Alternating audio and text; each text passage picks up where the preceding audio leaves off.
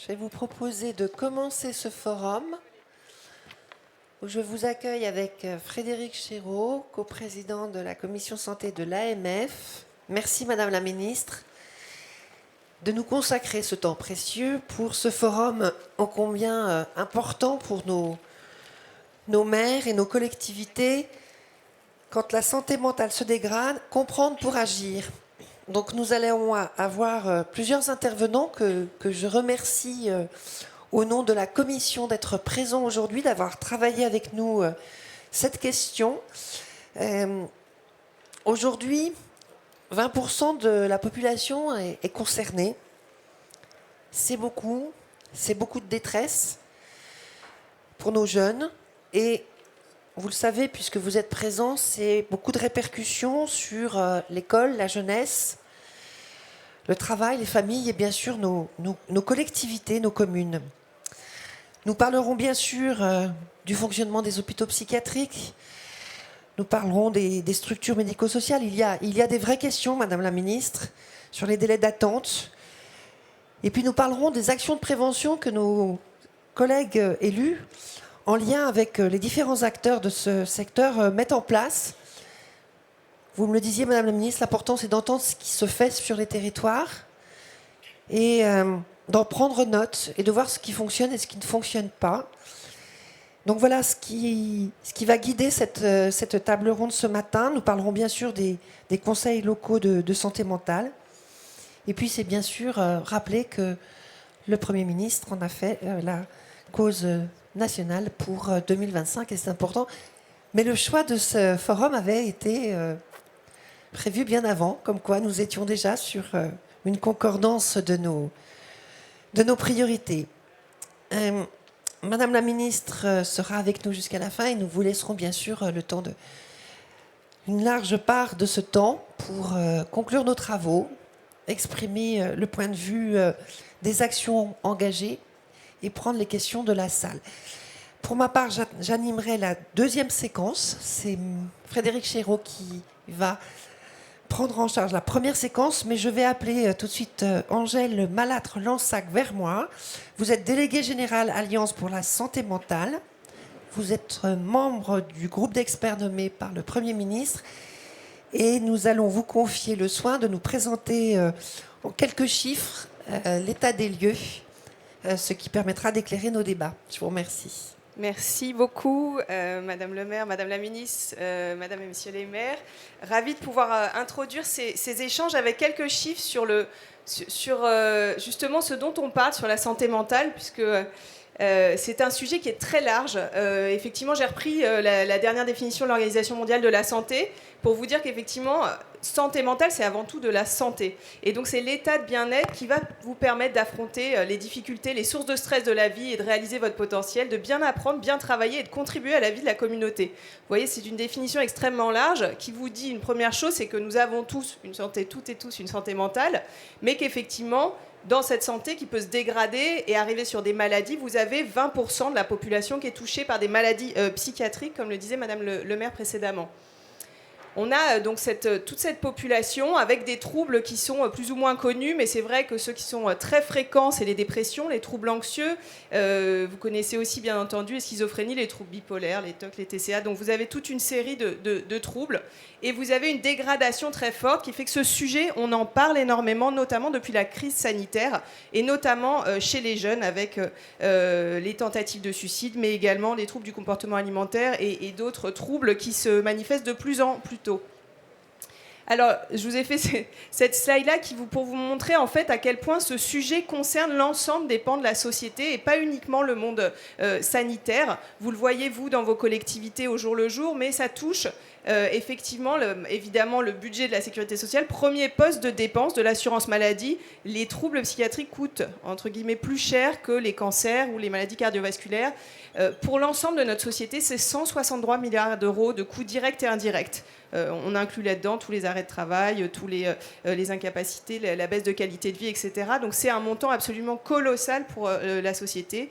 Et puis vous voyez que l'ensemble des secteurs, la jeunesse, l'enseignement supérieur, le travail, la justice, la recherche, le social, tous les secteurs en fait, de la société vont être impactés par la dégradation de la santé mentale telle que nous la voyons depuis le Covid.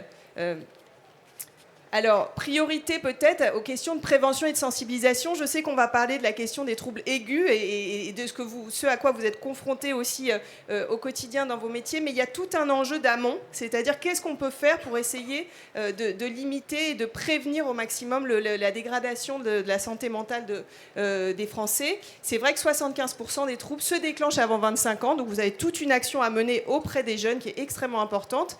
La prise en charge est très tardive pour des raisons qu'on va expliciter et développer ensuite. Mais on a, par exemple, sur les troubles bipolaires, 8 à 10 ans de retard au diagnostic. Donc entre les premiers symptômes et le moment où on va poser un diagnostic, c'est évidemment énorme.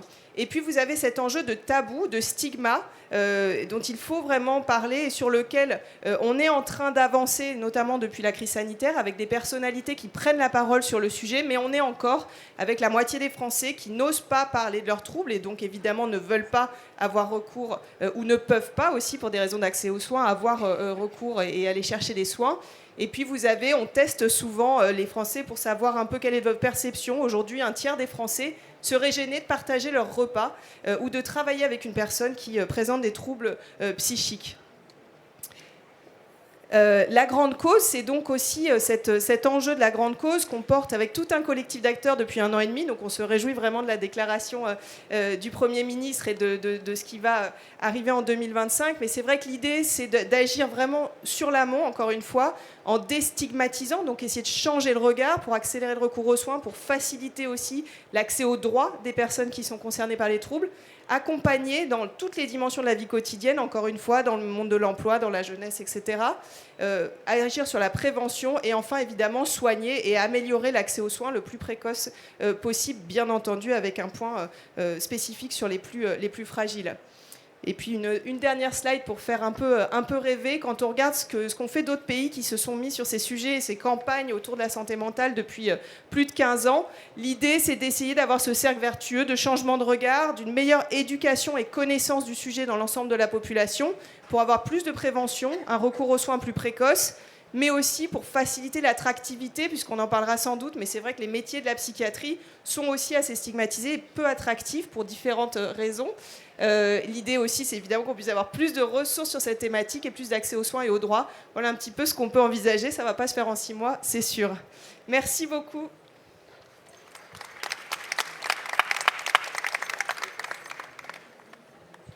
Merci Madame Malattre-Lansac. Merci à double titre.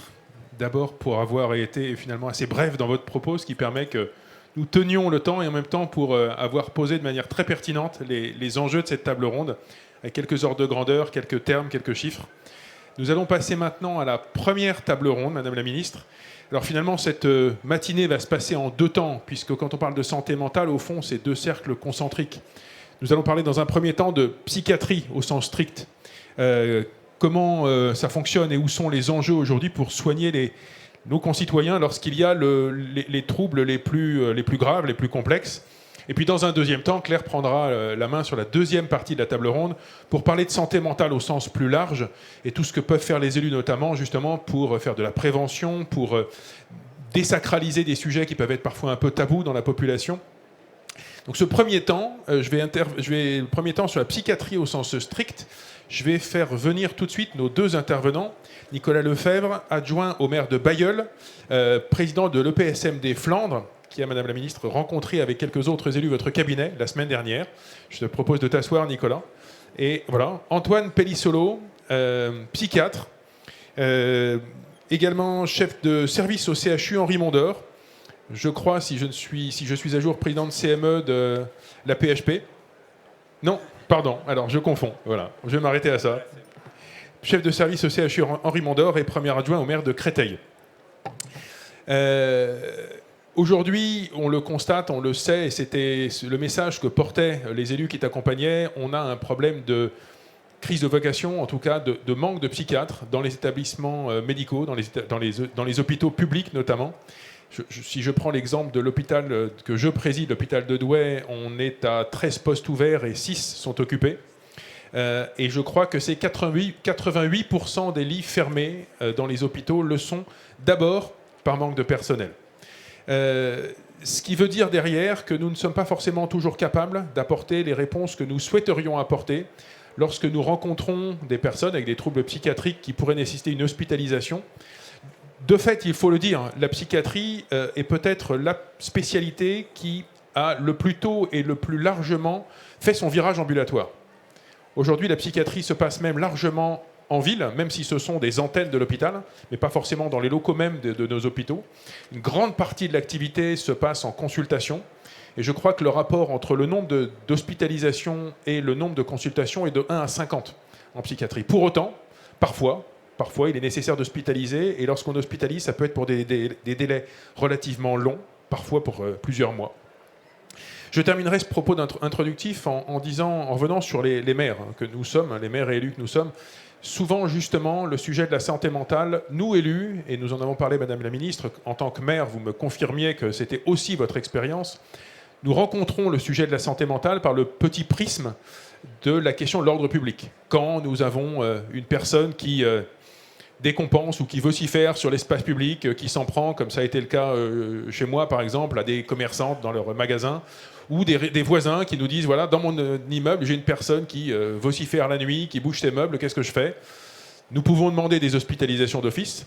Derrière, le sujet est aussitôt entre les mains du psychiatre qui décide ou pas de garder la personne, de l'hospitaliser, de prescrire ou de modifier la prescription, mais nous ne pouvons pas, nous, maires, choisir le délai d'hospitalisation. Et de toute façon, parfois, ce sont les moyens qui président au choix que fait le psychiatre.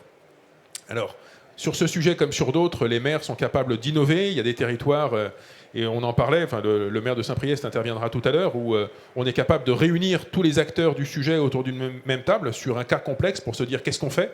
C'est quelque chose que j'essaie de faire à Douai aussi. Il y a des situations, et je l'expérimente en ce moment avec une association à Douai, où on se dit est-ce qu'il ne faut pas mettre en place des pensions de famille spécialisées pour des personnes souffrant de troubles psychiatriques. Il n'en reste pas moins que ce sujet de la psychiatrie au sens médical du terme, pour les personnes, les cas les plus complexes, c'est un sujet que les maires rencontrent au quotidien et sur lequel ils ont aujourd'hui besoin de réponses. Je ne vais pas faire plus long. Je remercie nos deux intervenants de leur présence et je vais tout de suite passer la parole à Nicolas Lefebvre, adjoint au maire de Bailleul. Nicolas. Merci Frédéric. Bonjour à tous, Madame la Ministre, mes chers collègues. Effectivement, comme Frédéric l'a dit, avec 11 de mes collègues présidents de conseil de surveillance d'établissements publics de santé mentale, nous avons fait le choix, il y a quelques semaines, de vous écrire, Madame la Ministre, pour vous alerter sur la situation particulièrement alarmante de la psychiatrie publique. C'est un sujet que forcément vous connaissez et nous avons eu la chance d'être reçus la semaine dernière par vos deux directeurs adjoints de cabinet. Madame Chenaille est présente ici et je la remercie à nouveau du temps qu'elle nous a accordé. Et effectivement, nous souhaitions mettre en lumière quelques difficultés que nous rencontrons sur les territoires. Ce sont les fermetures de lits, ce sont les fermetures de CMP, d'hôpitaux de jour, ce sont des délais qui ne font qu'augmenter pour pouvoir accéder à une offre de soins ambulatoires. Et si je fais une parenthèse sur les fermetures de lits, moi je me suis amusé, entre guillemets, depuis 2 ans et demi à faire mon mini-observatoire de la fermeture des lits au niveau national. Alors, je n'ai pas forcément toutes les données, mais la presse quotidienne régionale nous offre un certain nombre de possibilités. Et je suis arrivé en 2 ans et demi à 700 mouvements de fermeture de lits définitives ou provisoires. Et du coup, à la fin, ça ne m'amusait plus. Parce que je me dis, où est-ce que ça va s'arrêter ? Donc effectivement, comme Frédéric l'a dit, on a pris toutes et tous la crise de la démographie.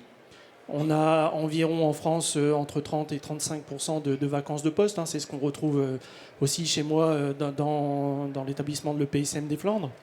Ce qui fait qu'on n'arrive plus à répondre à toutes les sollicitations. On a des patients qui sont hospitalisés très loin de chez eux et donc c'est contraire à l'esprit de la sectorisation. Et c'était le message qu'on voulait faire passer. Et donc votre cabinet nous a invités, puisqu'on n'était pas là uniquement pour dénoncer, ce n'était pas le but. Le but, c'était de pouvoir contribuer modestement au niveau qui est le nôtre. Donc nous avons été invités à faire des propositions et nous saisissons cette proposition et nous vous enverrons d'ici aux vacances de Noël les propositions qui seront concrètes et qui viennent des territoires. Et on a peu de temps et Madame Peignet disait en intervention que vous souhaitiez savoir ce qui marche sur les territoires. Et moi, j'ai une expérimentation à mettre en lumière ici ce matin. C'est le projet Pluton. pour Roger Pluton, c'est l'universitarisation des territoires. Et dans le département du Nord, on a 4 secteurs de psychiatrie qui participent à Pluton. Et Pluton permet à des internes de ne pas faire un stage au CHU, mais de faire un stage dans les établissements. Et ils valident un semestre comme s'ils étaient au CHU. Et on s'est aperçu que grâce à ça, on avait retrouvé une forme d'attractivité. Là où les internes étaient concentrés dans les CHU, maintenant ils viennent jusque dans les territoires, et parfois un peu plus ruraux, ce qui est le cas de l'EPSM des Flandres. Et ça, je pense que c'est un sujet qui mériterait d'être dupliqué au niveau national, là où c'est possible, là où on a aussi des professeurs de psychiatrie qui seront intéressés par mener ce type d'expérience. Et après, une autre proposition, moi je souhaiterais peut-être aussi qu'on puisse réfléchir à une nouvelle territorialisation des lits. Je m'explique. Quand un service ferme, quand des lits ferment, eh bien, le président du conseil de surveillance se prend les syndicats, se prend les habitants, se prend tout le monde. L'agence régionale de santé, le cabinet des ministres prennent les députés, les sénateurs qui écrivent. Et c'est toujours violent. Moi, je pense qu'on pourrait peut-être réfléchir à une nouvelle forme de territorialisation des lits sur les territoires. Une territorialisation qui serait négociée avec les médecins, qui serait négociée avec les élus, qu'on mette tout le monde autour de la table et qu'on puisse réfléchir là où il serait intéressant de mettre les lits pour qu'on puisse avoir une permanence des soins solides, mais qu'on puisse aussi avoir un accès, parce qu'on sait qu'il y a des gens qui ont du mal, parfois dans les territoires ruraux, à venir voir leurs proches. Et donc ça, c'est aussi une proposition que je mets sur la table, réfléchir à cette territorialisation des lits. Et je pense qu'avec mes collègues, on est prêt à réfléchir aussi sur ce point-là, parce que ça demande peut-être un peu plus de temps pour y réfléchir, mais en tout cas, voilà, moi je suis prêt à m'inscrire là-dedans. Et je lance aussi peut-être une invitation à Madame la Ministre.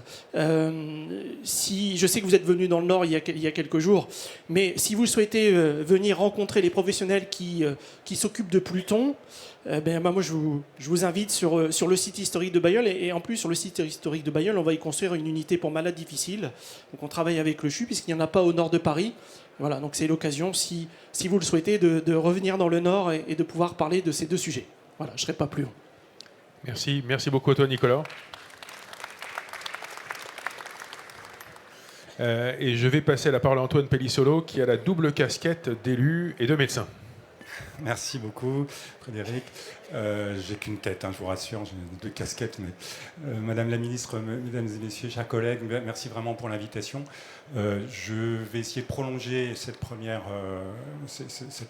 prise de parole avec laquelle je suis entièrement d'accord. Je vais essayer de faire 3 observations et 3 propositions également dans les petites 5 minutes là, qui me sont imparties. D'abord, on m'a demandé plutôt de parler des situations en effet assez lourdes, assez aiguës, qui sont celles que les maires ou les municipalités peuvent rencontrer avec des personnes qui sont souvent pas encore prises en charge, qui ont des troubles du comportement, qui posent des problèmes de sécurité ou d'ordre public. Je voudrais quand même d'abord rappeler que ce sont des situations très exceptionnelles, très rares, par rapport à la fréquence qu'on a vu tout à l'heure des troubles mentaux. Ce sont vraiment les exceptions. Et il faut se méfier des amalgames. Je pense que vous le savez, mais malheureusement, les médias notamment ont tendance à mettre le focus sur les côtés spectaculaires de la chose, et c'est toujours assez délétère. Donc, premier point, exceptionnel. Deuxième point, c'est toujours des situations très complexes. Les pathologies en cause sont souvent lourdes, et puis il y a des problèmes évidemment humains, juridiques, éthiques qui sont complexes dans ces cas-là. Il y a toujours le conflit dans ces cas-là entre le besoin d'ordre, le besoin de sécurité, et de l'autre côté, le droit, les libertés individuelles, le droit de se soigner ou de ne pas se soigner. En tant que médecin, nous, on est confrontés à ça tous les jours. Et évidemment, il y a des cas où on est obligé de forcer un peu le passage. Il y a des règles de loi qui permettent de le faire quand on pense que c'est indispensable, mais c'est jamais simple. Et donc, ce que tu évoquais sur effectivement la décision qui va suivre et la manière d'organiser les choses, c'est souvent aussi impacté par cette problématique humaine vraiment très, très compliquée. Et puis le troisième point qui ralentit, qui pose problème, c'est évidemment les moyens, évidemment le manque de ressources. On a des pénuries à la fois de personnel et de place. Et donc, il y a toujours des obstacles, des freins à une bonne prise en charge. Mais notre objectif collectivement, c'est d'y répondre au mieux. Alors c'est pour ça que j'ai en tête 3 types de mesures, ou en tout cas de démarches, probablement, qui vont dans la bonne voie. Parmi les centaines qui ont été évoquées, qui sont mises en œuvre depuis quelques années, notamment dans le cadre de la délégation ministérielle, mon ami et collègue Franck Bellivier a enclenché beaucoup de choses depuis quelques années. il reste beaucoup à faire, mais parmi celles-ci, il y en a qui sont encore plus, je pense, nécessaires à pousser. Je vais reciter les CLSM, parce qu'en premier lieu, le CLSM, on en reparlera, c'est vraiment le lieu à la fois de concertation, d'interconnaissance des acteurs qui est incontournable, indispensable. Il n'y en a pas assez. Les endroits où il y en a, ça marche bien. Je pense que vraiment tout le monde est convaincu de ça. Ça permet à la fois donc, que les acteurs se connaissent, parce que sinon ils ne se connaissent pas. Les personnes de la municipalité ne connaissent pas les gens de l'hôpital, quand c'est des grandes villes notamment. Ils ne connaissent pas les acteurs sociaux, les acteurs de l'éducation nationale. Se mettre autour d'une table, se voir tous les mois, en tout cas, c'est vraiment essentiel pour bien travailler ensemble. Et en plus, on dépiste en effet en amont, le plus tôt possible, les situations avant qu'elles ne s'aggravent, parce que ce qu'on veut à tout prix, c'est éviter la grande crise. Et quand on peut désamorcer ça avant, c'est quand même la meilleure solution. Je suis désolé, je suis obligé de me tourner de temps en temps derrière, parce que c'est pas très poli, mais je prends mes excuses. Deuxième aspect qui va avec ça, mais qui nécessite quand même des moyens très, très spécifiques, c'est des équipes dédiées à cette activité. Alors, tu disais, on fait beaucoup de choses dans la ville, c'est évident, beaucoup de choses sont ambulatoires, mais c'est souvent des choses quand même qui sont programmées avec des consultations parce qu'on est débordé de demandes. Les délais d'attente dans les CMP, je pense que vous les connaissez. Et donc, rajouter à ça une activité hyper réactif pour aller au-devant d'une personne qui va mal sur un signalement, ça prend une demi-journée parce que souvent il y a le déplacement, il faut y passer du temps, il faut des compétences très spécifiques et ça ne peut pas se rajouter à l'activité de base d'une équipe qui est souvent déjà très en difficulté. Donc il faut créer des équipes mobiles qui soient... Donc mobiles, ça veut dire qu'ils puissent aller au domicile ou dans la rue quand il faut, pour ces situations, pas que les plus graves évidemment parce qu'elles sont rares, mais sur les situations un peu chaudes qui demandent une intervention en amont, des compétences et du temps. Alors là aussi, ça existe, on sait que ça marche, et donc c'est ça qu'il faut à tout prix pousser. C'est pas, à mon avis, ce qui coûte le plus cher, parce que c'est pas forcément des grosses équipes, c'est pas H24, il en faut quelques-unes sur un département, après c'est à l'échelle de chaque territoire, mais il faut que ça soit différencié du soin courant, parce que sinon les gens sont débordés, ils n'y arrivent pas. Et puis troisième chose, là où quand même il y a un obstacle majeur, ce sont les places d'hospitalisation, évidemment, parce que quand on est réticent à recevoir un patient en hospitalisation parce qu'on n'a pas de place, évidemment, on repousse les choses et les personnes ne sont pas bien soignées. Et on arrive à la crise et c'est l'explosion. Donc les services sont engorgés, il y a des lits fermés.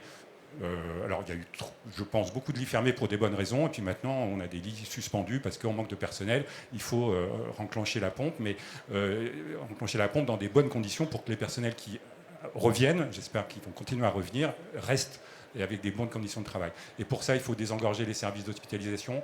Bon, vous connaissez les chiffres, je pense. Moi, je dirige le plus gros service de la PHP en psychiatrie, 90 lits. On est tout le temps en suroccupation de 105, 110%. Donc ça veut dire qu'on rajoute des lits là où il ne faudrait pas y en avoir.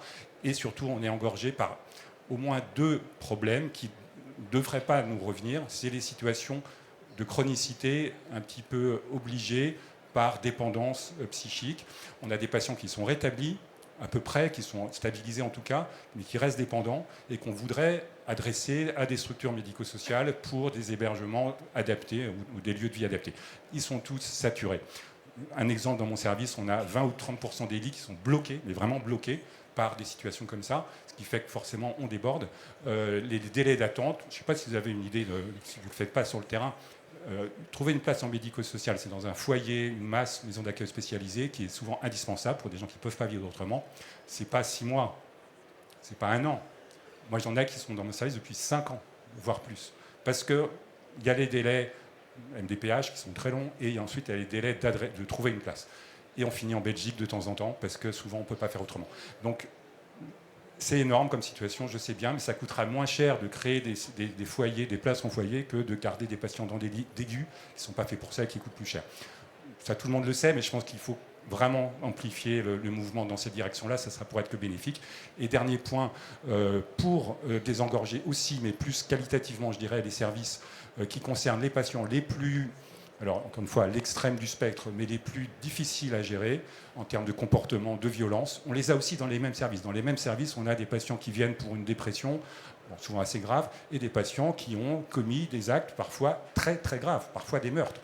Et on se retrouve dans les mêmes unités, parce qu'on n'en a pas d'autres. La solution adaptée, ce sont les UMD, les unités de pro-malades difficiles, qui, pour une part des patients, sont indispensables.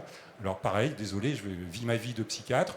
Dans mon service, on a 4 patients en ce moment qui sont dans ces situations-là, qui ont voilà, des situations de violence, notamment sur nos personnels soignants, beaucoup d'arrêts de travail secondairement. Est-ce que vous avez une idée du délai d'attente pour obtenir une place en UMD? Moi, j'ai plusieurs patients pour lesquels on a fait la demande et qui ont été acceptés en termes de « OK, on vous met en liste d'attente ». Ce n'est pas une semaine. Ça serait de l'aigu, normalement. C'est de l'urgence. Ce n'est pas une semaine, ce n'est pas 3 semaines. Ceux que j'ai actuellement, c'est du mois de juillet, ceux qui attendent des places dans une UMD. Il n'y a pas assez d'UMD, donc je suis ravi de savoir que certaines vont être rajoutées. Il y en a 10 en France, il y a 640 places. On fait le ratio par rapport au nombre de personnes qui en ont besoin, c'est bien trop bas. Alors là aussi, ça demande des moyens, mais je pense qu'il faut concentrer l'effort là où il peut être utile, et je pense que sur ces 3 points, donc les CLSM, je résume, les équipes mobiles et les UMD, avec déjà ça, je pense que ça nous simplifierait beaucoup la vie pour ensuite répondre à à une partie des besoins. Évidemment, les besoins ils sont beaucoup plus larges. Merci de votre attention.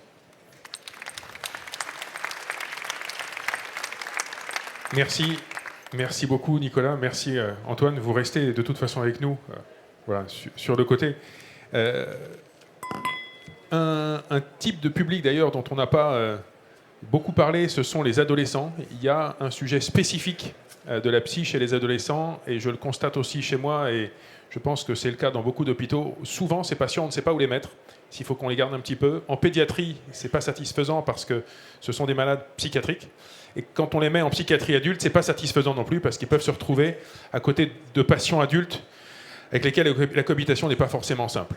Vous l'avez d'ailleurs annoncé, Madame la Ministre, avec Monsieur le Premier Ministre, il y aurait la création de beaucoup de maisons des adolescents. Alors c'est d'ailleurs un engagement qui va demander pas mal de moyens, mais je pense que ça répond à un vrai sujet.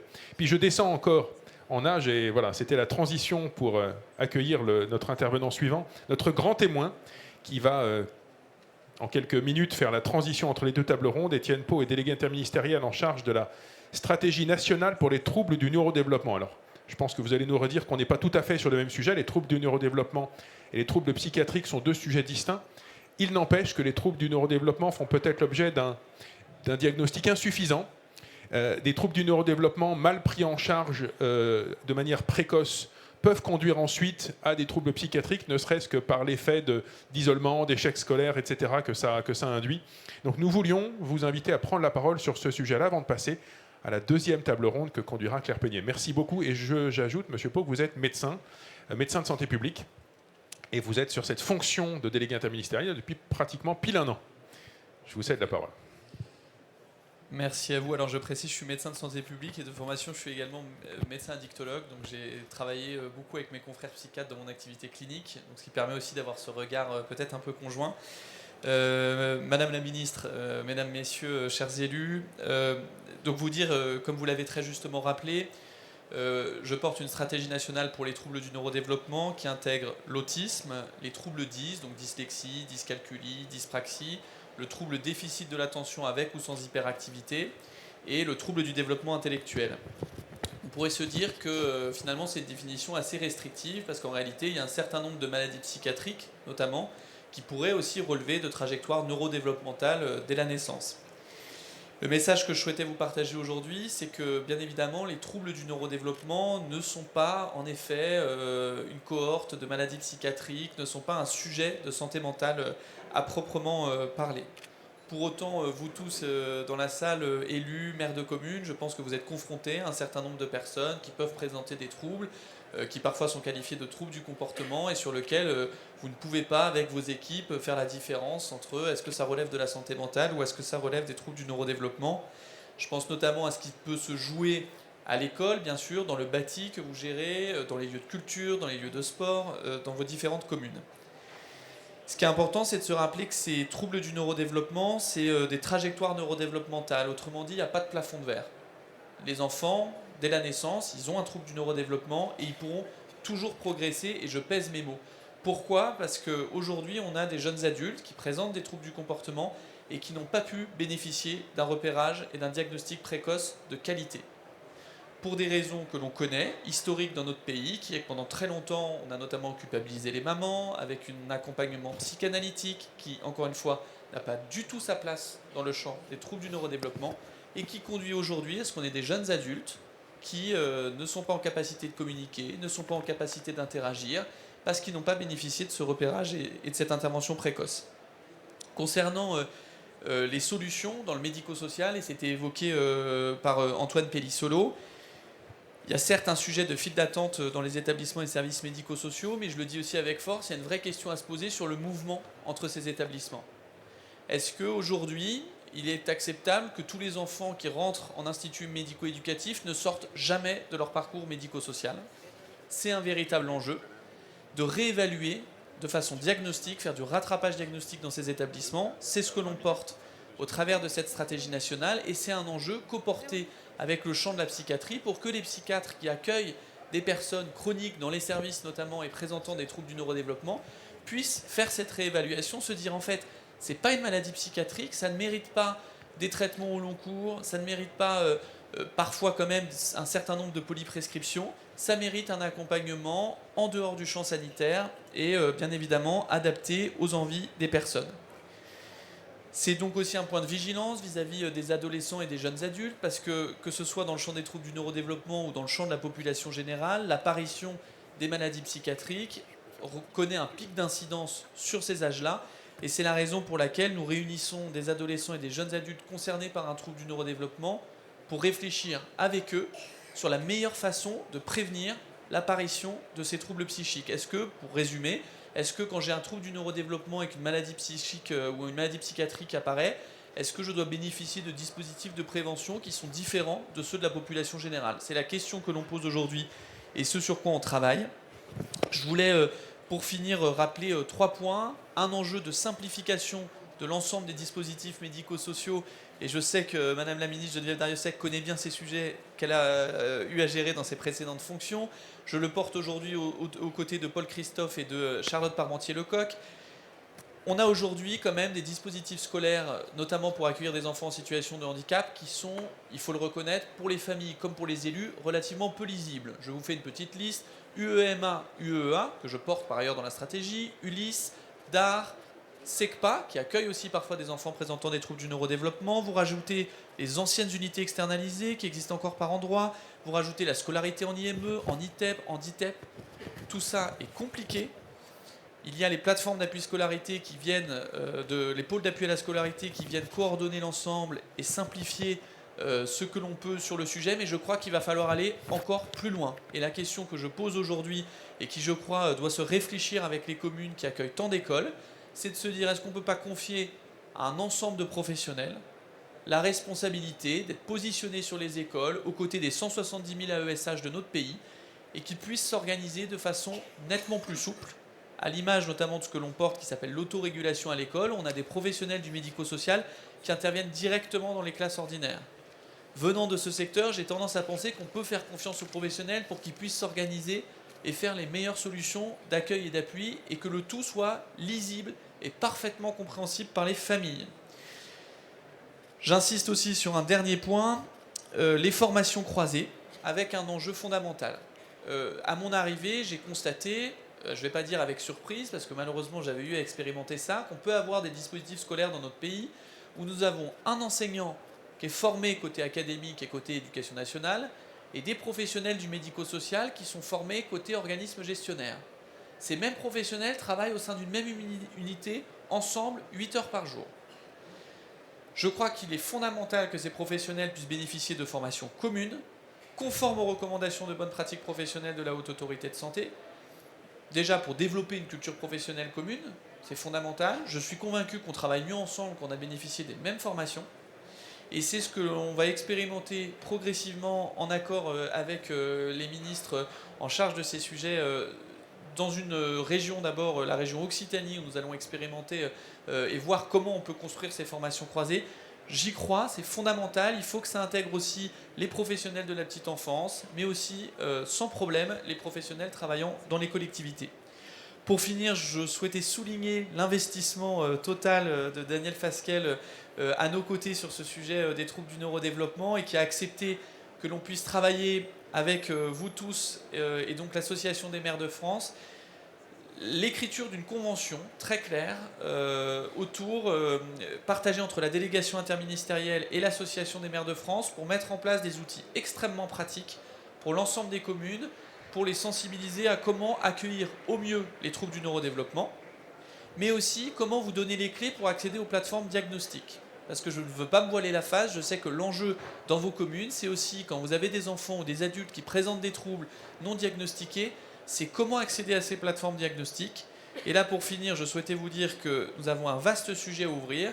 C'est que nous avons un adressage vers ces plateformes diagnostiques aujourd'hui qui est trop médical dans notre pays. On ne peut pas avoir uniquement les médecins, étant médecin moi-même, je le dis, on ne peut pas avoir uniquement les médecins qui sont en charge d'adresser vers des plateformes diagnostiques. Le repérage des troubles du neurodéveloppement n'est pas qu'une affaire de médecins, n'est pas qu'une affaire de psychiatre, n'est pas qu'une affaire de neurologue, n'est pas qu'une affaire de pédiatre.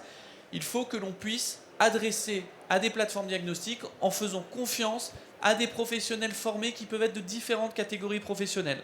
Je crois que c'est la clé pour les enseignants en milieu scolaire, pour les professionnels de la petite enfance, pour tous les professionnels qui connaissent quand même aussi beaucoup ces troubles du neurodéveloppement.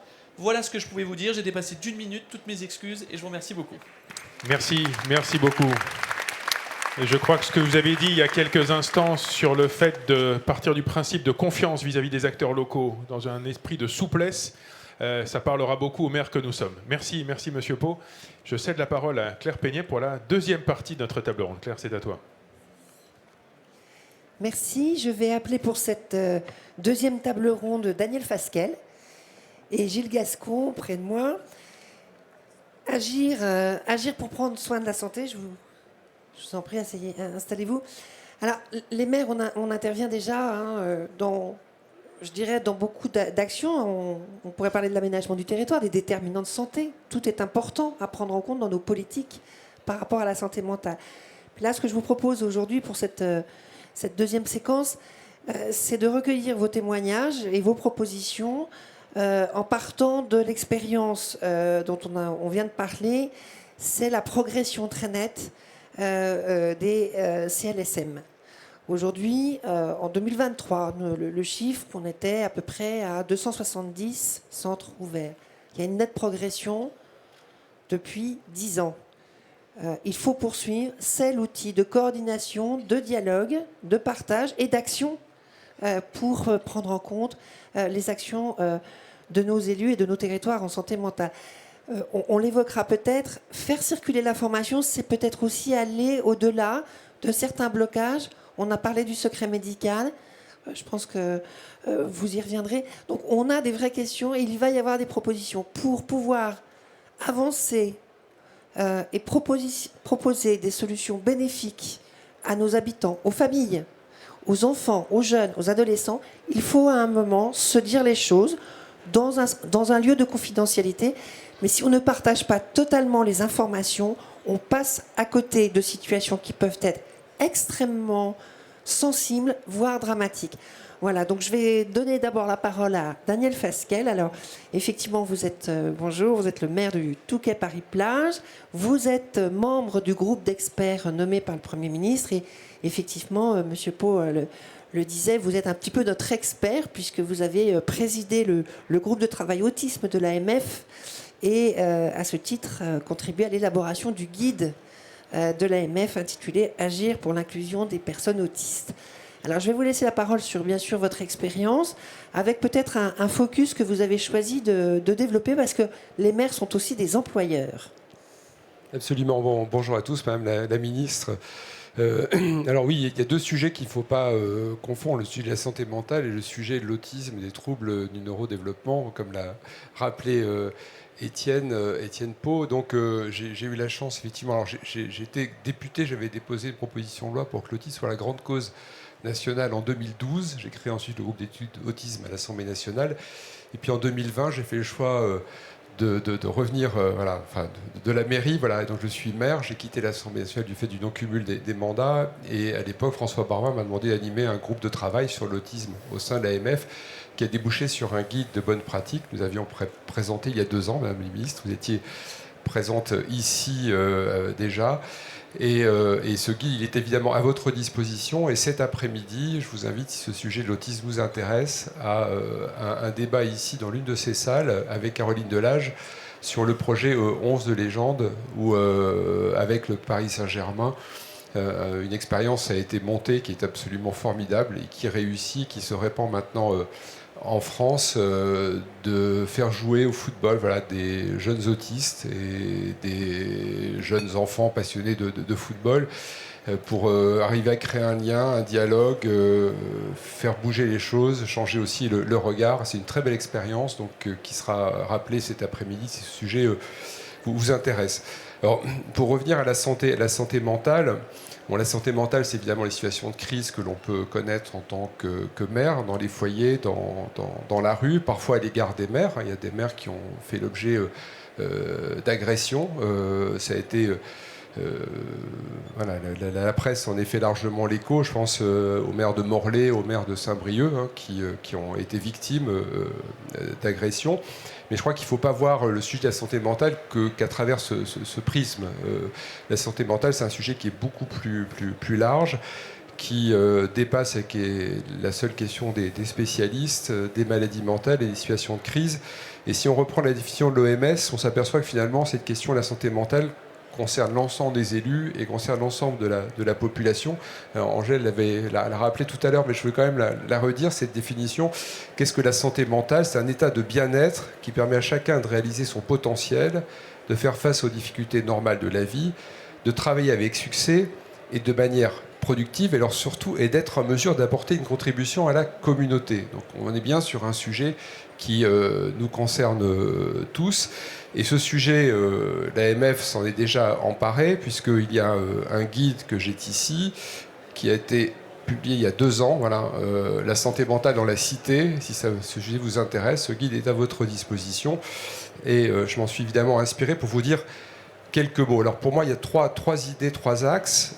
En tant que maire, adjoint, élu, on peut agir sur les personnes, sur le cadre de vie, et on doit agir ensemble. Alors ça ouvrira peut-être au sujet que traitera mon collègue. Agir sur les personnes, tout d'abord, à travers nos politiques, en prenant soin de la population. Et là, on a évidemment un large éventail, mais ça va de la crèche jusqu'au foyer résidence pour personnes âgées, en passant par les écoles, les CCAS, les foyers, les missions locales, tout ce qu'on peut faire dans le domaine du sport et de la santé. Finalement, quelles que soient les politiques que l'on développe, on peut positivement agir sur la santé mentale de nos concitoyens.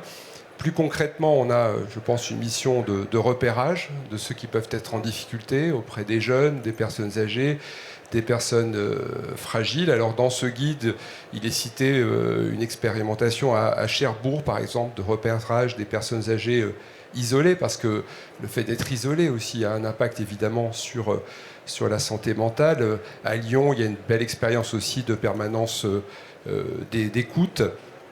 Voilà, donc on a déjà des actions concrètes dans les communes de repérage, de traitement, de solutions qui méritent d'être répandues. Et puis par ailleurs, on a aussi une mission particulière pour former nos personnels et puis également sensibiliser la population. Alors à Bordeaux, par exemple, il y a une formation au premier secours en matière de santé mentale. À Mulhouse, dans le cadre de la semaine sur la santé mentale, il y a eu un rallye qui a été organisé. On a pu découvrir les associations, les établissements qui traitent de ces sujets de santé mentale. À Saint-Brieuc, il y a un guide de santé mentale à destination des parents. C'est pas pratique votre affaire parce qu'on tourne finalement toujours le dos à quelqu'un. Voilà, donc je suis absolument désolé, mais et donc on a de ce point de vue-là déjà des actions concrètes dont il faut s'inspirer. Moi, je crois beaucoup aux bonnes pratiques. Voilà. Regarder ce qui se fait ailleurs et puis voir comment on peut les répandre. Il y a dans ce guide de l'AMF des bonnes pratiques, mais peut-être qu'on pourra d'ailleurs l'enrichir par la suite. Agir sur les personnes, agir sur le cadre de vie. La question du logement est évidemment essentielle et il y a le conseil local de santé mentale, par exemple, du Val d'Oise qui a écrit une brochure à destination des bailleurs pour les sensibiliser, les responsabiliser. Il y a la question de l'urbanisme de façon générale. Alors, il y a une étude, on était en réunion au ministère l'autre jour, et on nous a rapporté une étude en Grande-Bretagne qui a démontré que dans certaines rues qui étaient arborées, dans lesquelles il y avait la végétation, de la nature, des arbres, on consommait moins d'antidépresseurs que dans les rues où il n'y avait pas la nature qui était aussi présente. C'est des études scientifiques qui sont très sérieuses. Donc on voit bien que quand on agit sur le cadre de vie de nos habitants, on agit aussi sur leur santé mentale. Il y a la question de l'éclairage, des mobilités douces, enfin, la sécurité aussi, la propreté. Et pour reprendre une phrase qui est citée dans ce guide d'un maire, que je partage tout à fait, il dit « Il faut toute une ville pour rester en bonne santé ». Voilà, il faut toute une ville pour rester en bonne santé. Moi, je trouve que cette phrase, on peut se la faire nôtre, si vous en êtes d'accord. En tous les cas, je la fais mienne, quoi qu'il arrive. Donc, agir sur les personnes, agir sur le cadre de vie, travailler ensemble, je pense que c'est le troisième axe. Alors, il y a des plans territoriaux de santé mentale, il y a des contrats locaux de santé mentale, il n'y en a pas assez, mais ça, je vais laisser ça à mon collègue de vous en parler. Il y a la question des coordinatrices aussi dans le cadre de ces contrats locaux de santé mentale, et ça renvoie à la question des moyens. Mais le constat qu'on fait aussi, c'est qu'il y a une multiplication des outils, des acronymes, enfin voilà, Étienne vient d'en parler à propos de l'école, et je pense qu'on gagnerait, c'est peut-être un message qu'on peut retenir aujourd'hui, à simplifier un peu tout ça, parce qu'on est déjà très accaparé par beaucoup de conseils, de lieux de réunion, de dispositifs. Alors un mot, si j'ai le temps, non, j'ai pas le temps, un mot peut-être pour... Quand même, c'est important. À propos de la santé mentale, on a parlé de la santé mentale des élus, et à l'occasion de ce congrès, il y a un certain nombre de statistiques, une enquête de l'AMF qui a été publiée. Moi, je voudrais dire un mot de la santé mentale des agents, parce qu'en tant que maire, on est employeur, et on n'en parle quasiment jamais. C'est vraiment un angle mort, et si on pouvait au moins poser aussi ce sujet sur la table à l'occasion de ce congrès. 20% des agents de la fonction publique présentent des signes de détresse psychologique, contre 16% dans le privé, c'est plus. Il y a entre 10 et 15% des agents de la fonction publique hospitalière et territoriale déclarent avoir vécu des situations de burn-out sévères. Et une enquête de la Mutuelle nationale territoriale que vous connaissez révèle que près de 40% des agents publics considèrent qu'ils n'ont pas suffisamment accès à des services de soutien psychologique adaptés. Donc on a dans ce domaine beaucoup à faire. C'est la conséquence de la pression d'une profession professionnelle accrue, de l'exposition émotionnelle, parfois du manque de moyens, aussi parfois de l'isolement. Donc il faut, dans nos communes, développer des espaces d'écoute et de parole, favoriser la formation, renforcer la prévention, proposer des dispositifs concrets. Il y a importance aussi de la culture managériale. Je trouve que nos cadres ont aussi besoin d'être mieux formés pour mieux prendre en compte cette question de la santé mentale. Voilà. Alors je ne peux pas le développer pour laisser la parole à d'autres et surtout à la salle, mais je voulais simplement, en conclusion, ne pas oublier cet angle mort de la santé mentale, qui est la santé mentale de nos agents, qui pour moi est un sujet extrêmement important. On pourra reparler par la suite si vous le souhaitez. Voilà. Merci. Merci beaucoup, M. Fasquelle. Donc Gilles Gascon, donc vous êtes maire de Saint-Priest dans le Rhône, et votre présence ici est importante parce que vous allez témoigner de l'expérience de la ville de Saint-Priest, déjà sur le centre de santé, mais aussi sur, je dirais, un dispositif peut-être un peu plus pertinent, un peu plus fédérateur, avec une coordination, ce qu'on peut appeler un groupe ressources, par rapport effectivement à des situations très complexes que la ville gère en lien avec les habitants, les associations. Et voilà, votre regard de maire sur la santé mentale et les solutions concrètes à apporter sur votre ville. Oui, merci Claire. Madame la ministre, chers collègues, alors déjà je voudrais préciser, je suis ni expert ni médecin, je suis maire d'une commune de 50 000 habitants dans la région lyonnaise, une commune qui a traversé des situations compliquées ces 3 dernières années, après le Covid, qui m'ont amené justement à travailler plus en profondeur la problématique de la santé mentale. Des situations dont une ville peut avoir de grandes difficultés à s'en remettre. Certains films d'horreur, j'ai envie de dire, sont des dessins animés à côté de ce qu'on a pu vivre. Et la problématique, alors la ville de Saint-Priest, c'est bien sûr un CLS, un CLSM, un CMP, un CCAS qui est à la pointe. Et je remercie ma directrice du CCAS d'être présente ce matin avec certains de mes élus. Nous mettons tout en œuvre pour essayer d'avancer sur ce sujet de la santé mentale qui, depuis la sortie du Covid, touche de plus en plus de collectivités. Je parle aujourd'hui en mon nom, mais je pense pouvoir aussi parler au nom de certains de mes collègues avec qui j'échange beaucoup. Et en fait, on se retrouve confronté à des situations qui, au fur et à mesure du temps, sont de plus en plus compliquées avec certains patients qui sont en rupture de soins. Je disais que nous avons un CMP dans ma commune. Après ce qui s'est passé chez nous, je reçois il y a à peu près 3 mois un courrier de l'ARS qui m'indique que par manque de professionnels dans ce CMP, le CMP va fermer.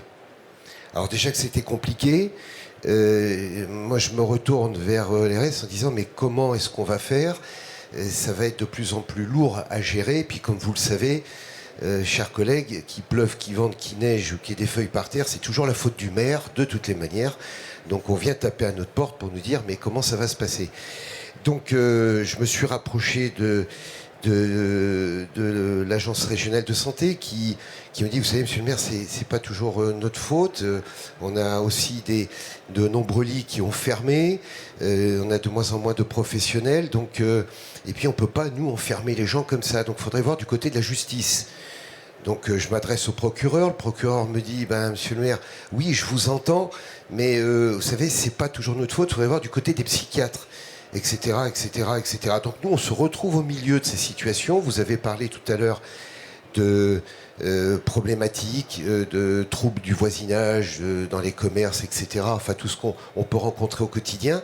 Donc, il y a quelque temps, j'ai pris un petit coup de colère, puis j'ai demandé à tous ces responsables, j'ai demandé au procureur de la République, j'ai demandé au directeur de l'ARS, j'ai demandé aux différents responsables d'équipement de centres hospitaliers psychiatrique de me rejoindre dans ma collectivité, dans une salle, pour qu'on puisse discuter tous ensemble et voir comment est-ce qu'on pouvait arriver à pouvoir échanger sur ces sujets pour qu'on puisse s'en sortir.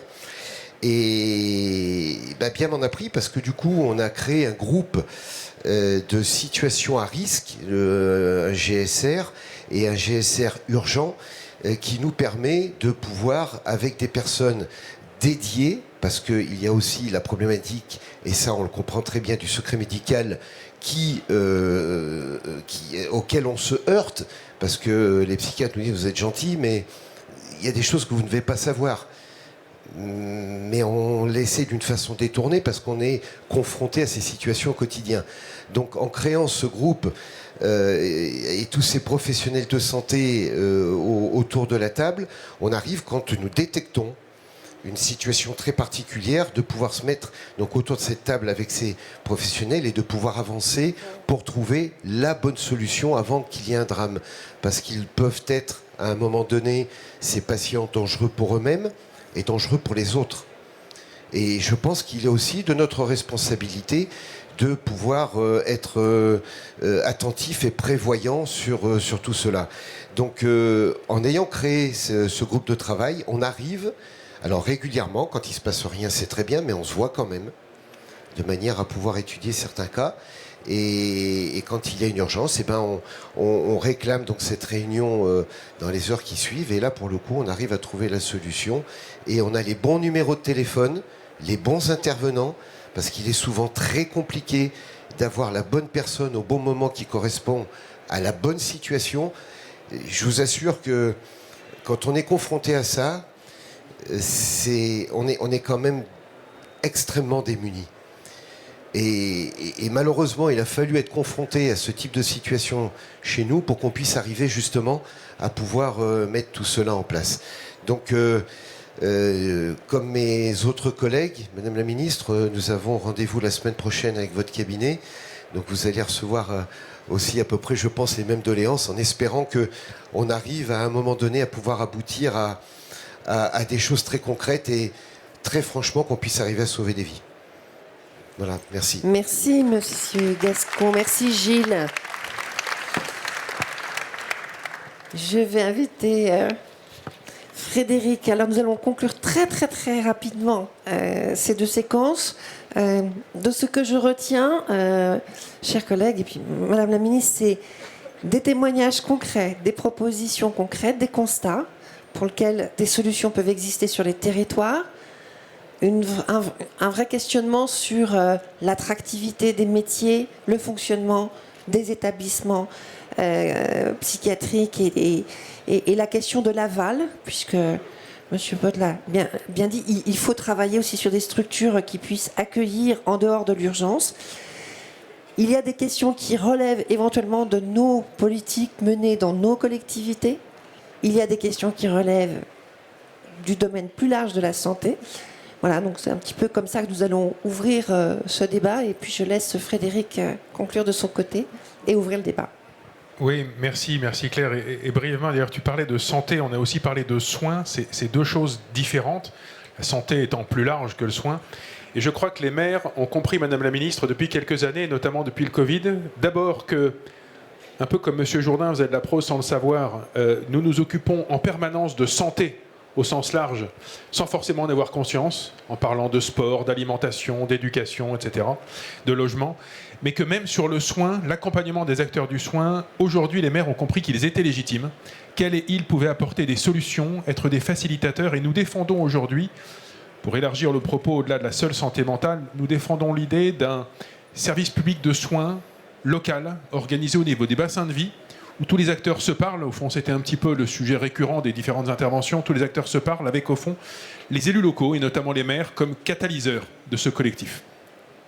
Voilà, vous êtes aujourd'hui en train de négocier un PLFSS pas simple, dans une année où les enjeux budgétaires sont particulièrement sensibles. Voilà, nous sommes d'autant plus sensibles au fait que vous ayez choisi de venir nous rejoindre ce matin, d'assister à l'ensemble de cette table ronde. Et vous avez parfaitement joué le jeu, d'écouter sans prendre la parole. Je vous ai vu prendre énormément de notes, Madame la Ministre.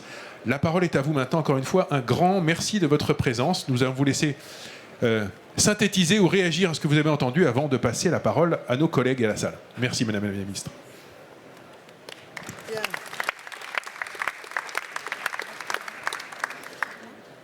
Bien, merci à vous toutes et à vous tous. D'abord, merci pour votre invitation. Merci pour votre accueil.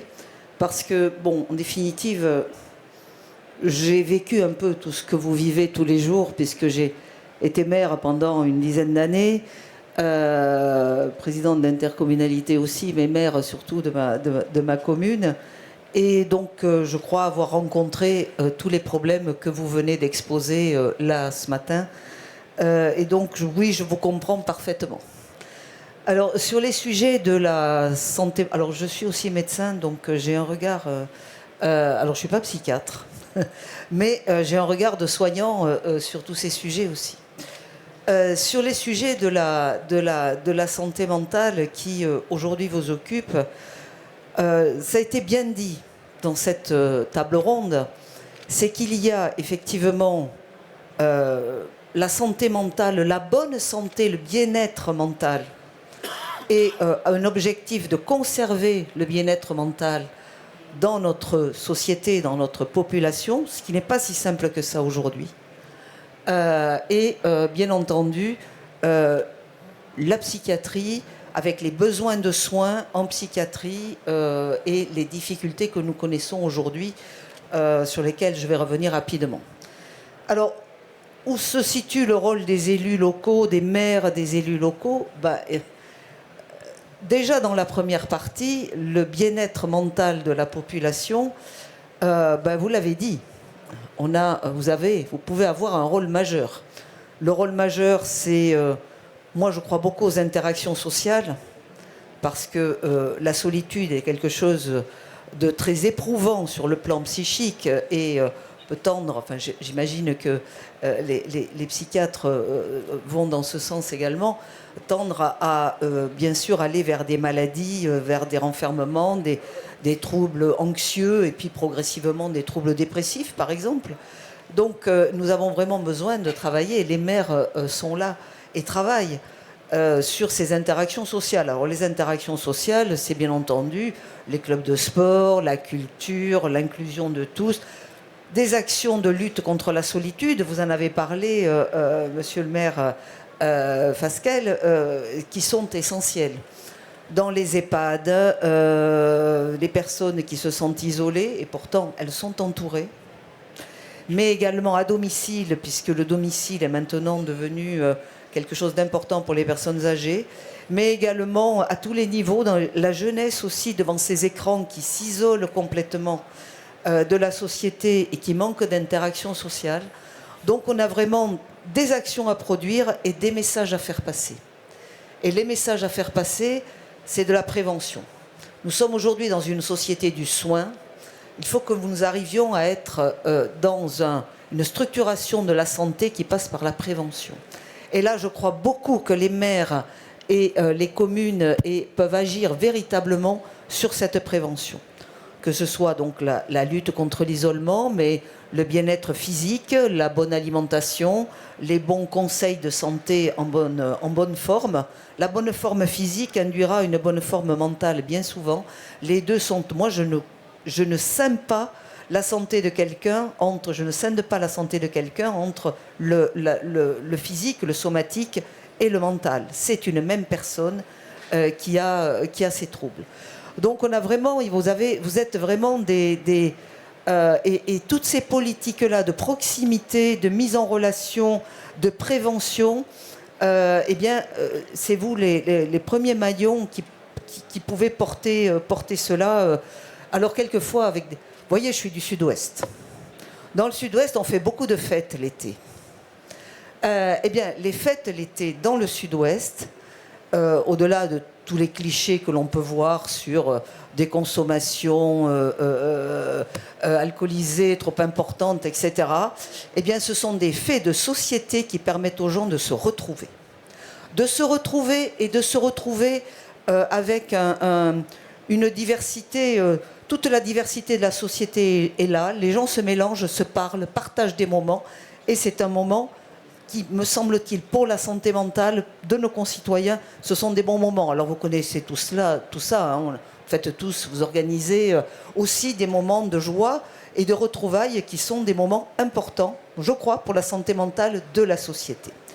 Bon, ça, ce sont des actions très positives qu'ont les maires et qu'il faut continuer de structurer dans les communes. Que les gens se parlent, se rencontrent voilà, c'est à mon sens quelque chose de majeur. Et puis ensuite, il y a tout le reste.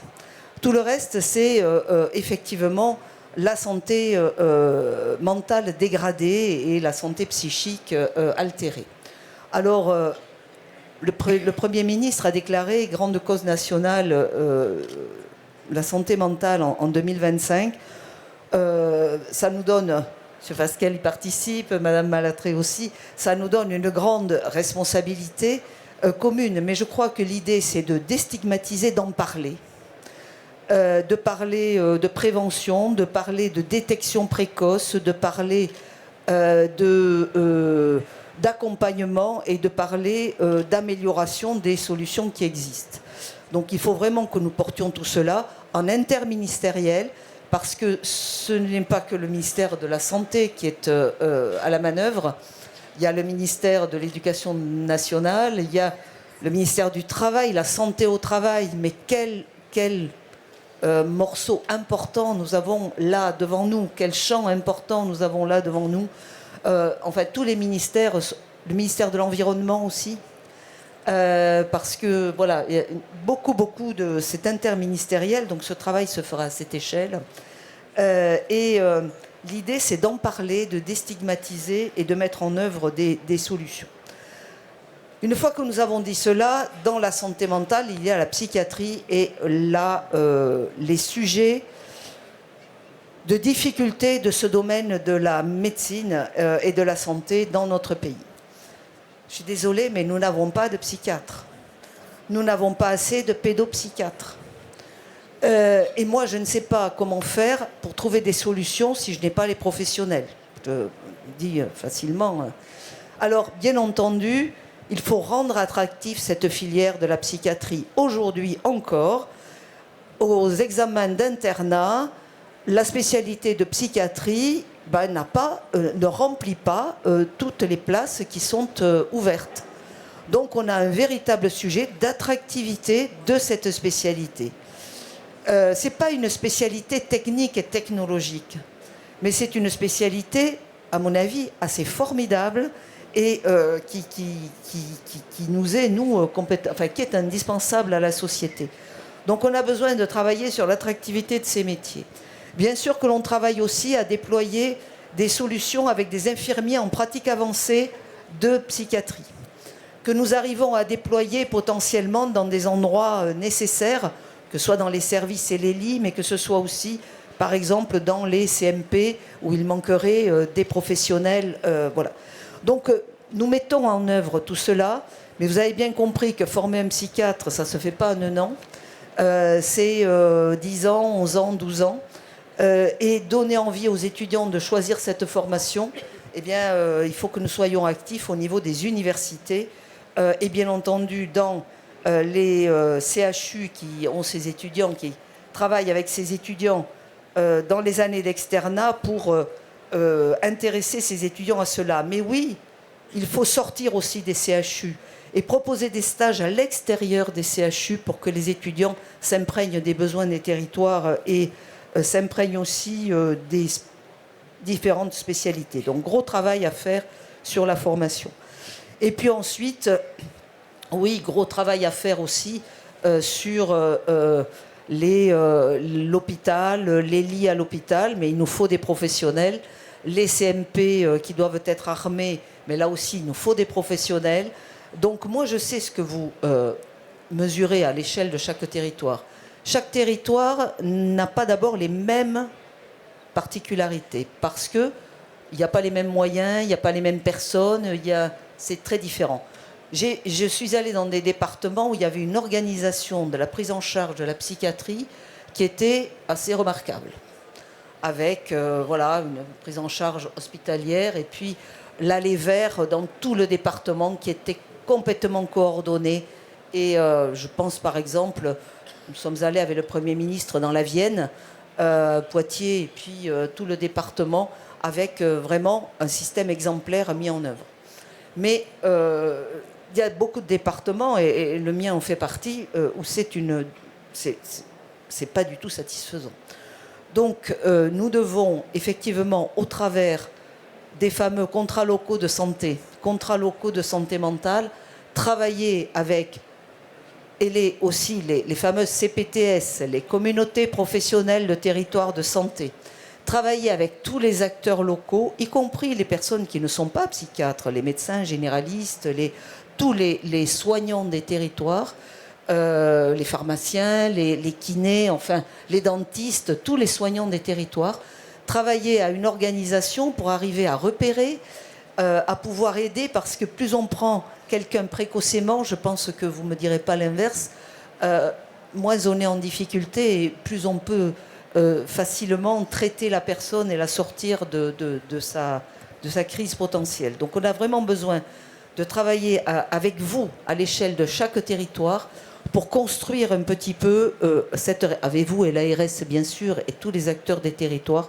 pour construire des solutions et bien sûr ces fameuses aussi équipes mobiles qui pourront intervenir et puis répondre à l'accès aux soins non programmés aussi, ce qui est aujourd'hui ce que nous développons avec les services d'accès aux soins, pour qu'il y ait des consultations de psychiatrie possibles dans ces services d'accès aux soins non programmés, donc quelqu'un en difficulté que l'on peut adresser à un professionnel qui pourra le recevoir dans de bonnes conditions. Et puis, nous avons quand même mis en œuvre Mon Soutien Psy, qui est cette consultation accessible maintenant sans adressage. C'est-à-dire quelqu'un peut y aller directement, donc vous pouvez conseiller, vous, sur le terrain, si vous voyez des personnes en difficulté, à ces concitoyens-là, d'aller chez un professionnel dans le cadre de Mon Soutien Psy, où il y a 12 séances par an prises en charge par la sécurité sociale auprès de psychologues pour venir justement aider à prendre ce premier accès à la santé mentale en définitive, ou aux difficultés de santé mentale, avant d'avoir un adressage plus spécialisé, par exemple auprès d'un psychiatre. Donc voilà, tout ça est à mettre en coordination et je sais que c'est pas facile. Je sais que c'est pas simple, mais je crois que vous pouvez compter sur les délégations territoriales, départementales pour vous aider dans cette réflexion. Sur les professionnels de santé, moi, alors j'ai pas le temps de me déplacer assez parce que j'aime beaucoup être sur le terrain. Malheureusement, je suis un peu coincée avec nos affaires de budget en ce moment à l'Assemblée nationale et au Sénat. Mais je vois des professionnels de santé très motivés aujourd'hui pour construire des solutions territoriales d'accès à la santé et notamment d'accès à la santé mentale. Donc voilà. Et nous sommes, pour ce qui est de la partie de mon ministère, nous sommes derrière tout cela. Je veux quand même dire qu'avec la stratégie de santé mentale qui a été mise en œuvre et de psychiatrie mise en œuvre par le délégué ministériel, professeur Bellivier, nous avons passé les budgets du ministère de l'assurance maladie pour la psychiatrie de 9 milliards à 12 milliards. Donc en 3 ans. C'est une augmentation de 30%. Donc je veux dire, c'est un sujet que l'on a identifié comme un sujet prioritaire à déployer sur le territoire. Équipe mobile, renforcer les CMP, organiser, comme vous l'avez dit, les lits d'hospitalisation nécessaires et le soutien, bien sûr, dans le dépistage précoce, la prévention, le dépistage précoce et l'accompagnement. Je ne vais pas être beaucoup plus longue, je vais répondre à vos questions puisque je pense que c'est ce que vous souhaitiez, mais je veux vous dire à nouveau que voilà, la médecine en général, les structures de soins en particulier, ou les structures d'équipes mobiles, enfin tout ce qu'on peut déployer au niveau de la santé, que ce soit la santé tout court ou la santé mentale, c'est un problème d'aménagement du territoire. Et il faut l'inclure dans les réflexions d'aménagement du territoire. Quand vous réfléchissez à vos documents, alors on parle toujours de documents d'urbanisme, quand on fait des PLU, des SCOT, des PLU, toutes ces choses, PLUI maintenant, toutes ces choses-là, on pense toujours aux zones commerciales, aux bassins de vie, au logement, à la mobilité, à toutes ces choses-là, et je sais que vous connaissez parfaitement tout cela. Pensons aussi en même temps à inclure les sujets de santé. Parce que ça, pour moi, c'est un véritable enjeu collectif à l'échelle de bassins de vie, ce que vous connaissez bien. Pensons aussi à inclure la réflexion de la structuration de la santé, qu'elle soit préventive, très important, ou qu'elle soit, bien entendu, les structures de soins. Et ça fait partie, je crois, de ce que nous avons besoin véritablement d'intégrer. Je dis nous parce que je me mets toujours avec vous, que nous avons besoin d'intégrer, y compris dans mon ministère, mais aussi dans les collectivités locales, pour mieux aménager nos territoires et mieux rendre ce service à nos concitoyens. Merci, Mesdames les ministres. Voilà. La santé, sujet d'aménagement du territoire. Je crois que c'était un peu le propos de Nicolas tout à l'heure. On a le temps pour quelques questions. Je sais que j'ai beaucoup de doigts à se lever. J'ai la présidente de l'association Habitat et Santé, Madame Corradetti, qui est là. Je vais lui passer la parole un bref instant. Et puis j'ai quelques mains qui se lèvent aussi. Je propose qu'on fasse un tour de questions et qu'ensuite vous ramassiez votre réponse. Madame Corradetti, en quelques mots avant de passer la parole à la collègue qui est devant vous. Merci. Madame la ministre, je suis actrice de la lutte contre la grande précarité. Nous fédérons des appartements de coordination thérapeutique, des lits d'accueil médicalisé et des lits d'accueil de soins santé. Nous nous apercevons en 2023 que plus de 3000 personnes n'ont pas pu bénéficier de nos établissements, faute de place, alors que nous pourrions les désengorger, en l'occurrence les hôpitaux, puisque je vous rappelle que nous accueillons des personnes en grande précarité avec des maladies chroniques. Donc un tiers des personnes ont des problématiques psychiatriques. Pensez-vous pouvoir inclure dans la grande cause nationale la précarité ? Merci Madame la Présidente. Et encore une fois, on va prendre quelques questions d'affilée en rafale. Chers collègues. Bonjour à tous. Je m'appelle Ghislaine Pascal. Je viens du département le plus âgé de France, c'est-à-dire la Martinique, le territoire, la collectivité territoriale, la Martinique. Avec le plus âgé de France, avec tous les problèmes de démence que l'on connaît. Mais mon intervention porte sur un autre public qui, à mon sens, a été oublié. Vous savez que les Antilles-Guyane sont la plaque tournante de la drogue. Et donc nous avons beaucoup de jeunes qui, parce qu'ils se sont retrouvés ni en formation, ni en emploi, mais en drogue, développent des pathologies. Et donc viennent grossir. Le public a besoin psychiatrique et a besoin de suivi.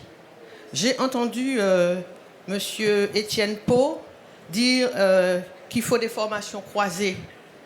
Il me semble, je ne connais rien en psychiatrie, hein, mais ne faut-il pas prévoir une prise en charge spécifique pour ces publics?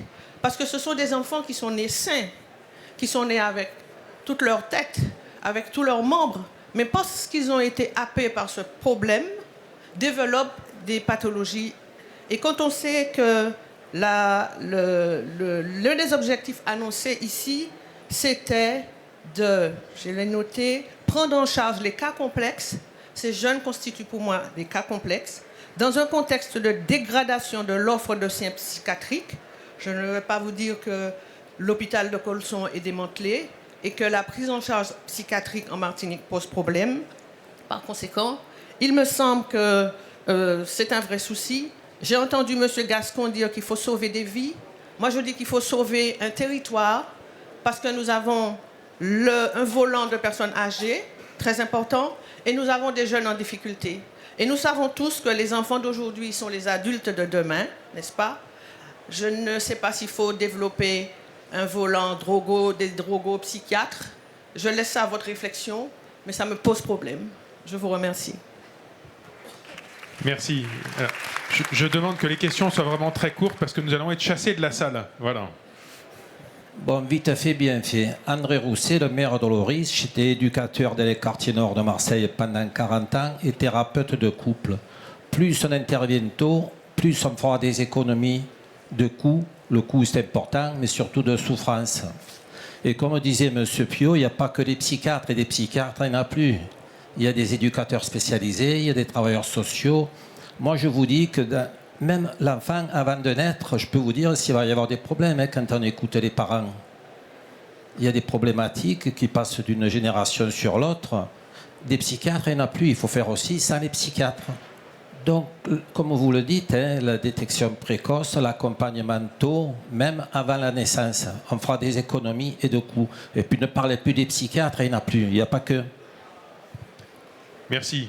Une question là-bas, et je passe le micro ici. Oui. Oui, bonjour. Donc Loïc Richard, maire de Riedisheim en Alsace. Je voudrais juste évoquer également un public un peu particulier, un axe très sensible d'ailleurs de la santé mentale, puisque il s'agit du public radicalisé. Aujourd'hui, il y a des programmes qui se déploient dans les territoires, les PJ-PDR, les programme de prévention de la radicalisation. Et quand on regarde aujourd'hui et qu'on analyse les profils qui sont remontés, signalés soit par l'éducation nationale, soit par l'administration pénitentiaire, on se rend compte qu'une grande partie, 20-30%, sont des personnes relevant de la santé mentale ou de la prise en charge psychiatrique. Or, quand on contacte les DT, les ARS, elles ne sont que très peu partie prenante en fait sur ces sujets ou très marginalement sur les territoires, parce que ça ne fait pas partie de leurs prérogatives et des instructions qui sont données et or elles se concentrent aujourd'hui, compte tenu de moyens limités, sur leurs obligations. Donc compte tenu de ce qui a été évoqué, de l'engagement du Premier ministre, peut-on imaginer que cette situation évolue dans les prochains mois, malgré la situation, je dirais, des finances contraintes? Voilà, merci Madame la Ministre.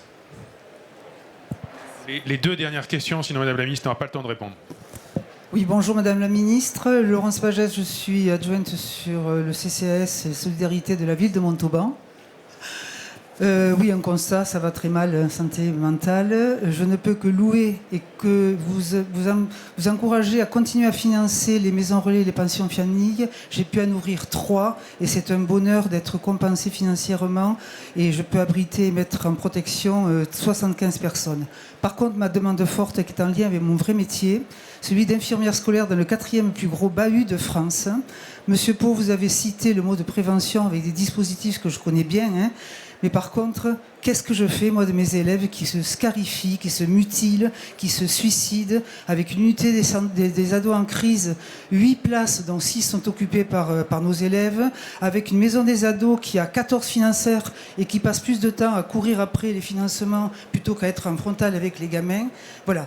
Qu'est-ce qu'on fait de cette prévention primaire? Donnez-nous les moyens, et comme l'a dit le monsieur de Marseille, là, qu'on puisse agir en avant pour éviter le après qui coûte très cher. Je n'ai malheureusement plus le temps, merci, plus le temps que pour une seule question. On va être chassé de la salle ensuite et il faut que Madame la Ministre puisse répondre. Madame la Ministre, bonjour. Je vous transmets les salutations de Philippe Croison, en fait, qui n'a pas pu être là aujourd'hui, qui est mon ami et associé dans l'application Very Important Parking. Vous, dans votre ministère, vous parlez de la santé et de l'accès aux soins, et l'accès aux soins passe aussi par l'accessibilité des lieux publics de soins. On référence dans l'application l'ensemble des lieux publics accessibles, mais je suis également le parent d'enfants qui sont concernés par la santé mentale, et j'ai pu constater effectivement la carence dans les établissements publics, notamment de psychiatrie, de l'accompagnement qui était les leurs. Donc j'appelle de mes voeux en fait une année 2025 très orientée vers cette problématique-là, qui me touche directement. J'espère que cet appel sera entendu par votre ministère. Merci.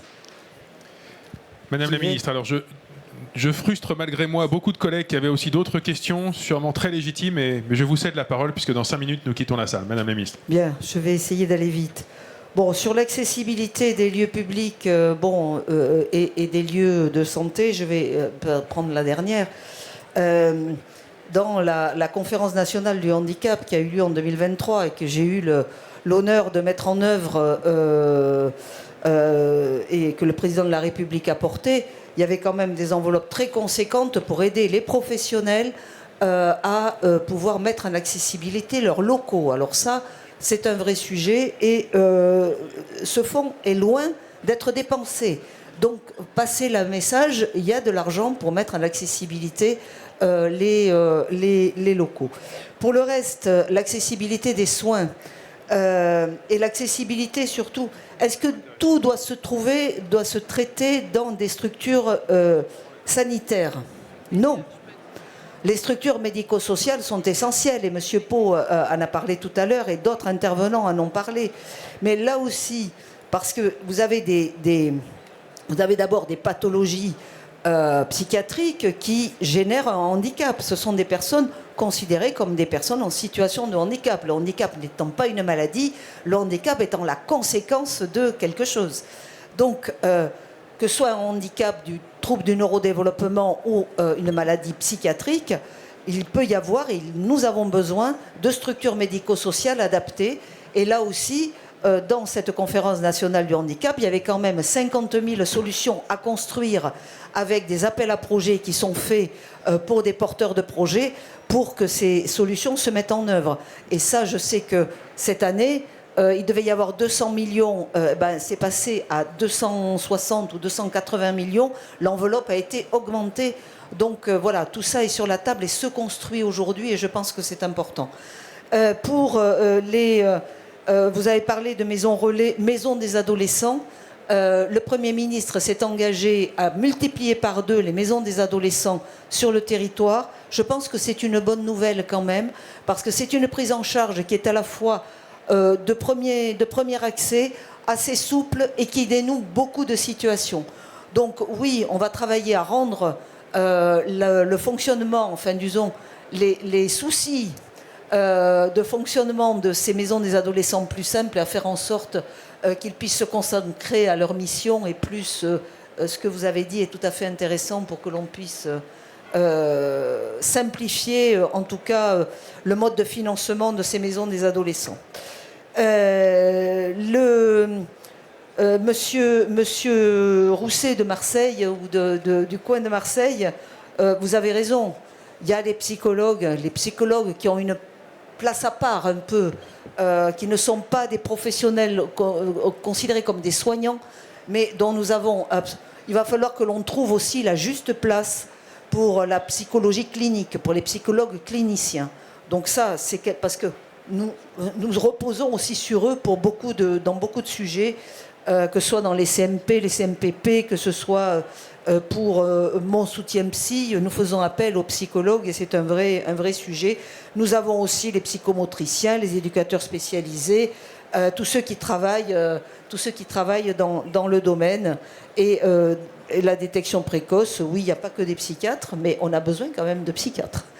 Voilà, il nous faut les deux. Les Outre-mer,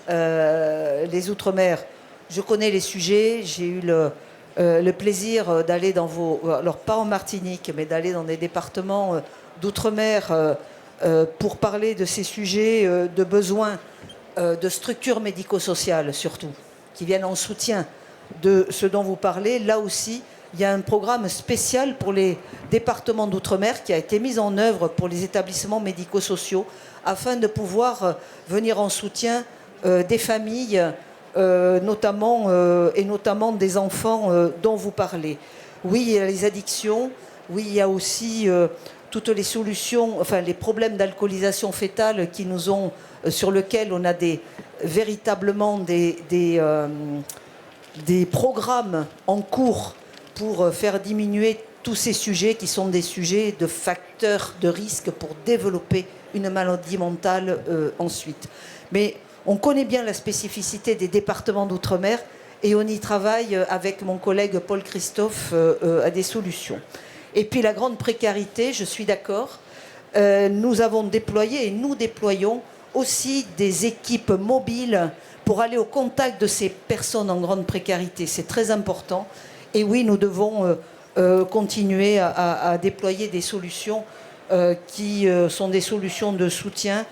Et moi, ce que je voudrais, c'est éviter qu'ils se précarisent. Et là aussi, nous avons besoin d'avoir des actions en amont. Par exemple, au niveau de l'ASE, qui est un véritable... malheureusement, souvent, c'est beaucoup de jeunes qui sont à l'ASE finissent en grande précarité après. Il faut agir en amont. Et nous avons beaucoup de travail dans le domaine. Merci beaucoup, Madame la Ministre. Merci de votre attention à nos travaux. J'aperçois mon collègue maire d'Arras, Frédéric Le Turc, à qui je vais céder la place, puisque nous allons dans cette salle désormais parler d'éducation. Et je pense que les deux sujets sont liés. Merci à toutes et à tous de votre attention.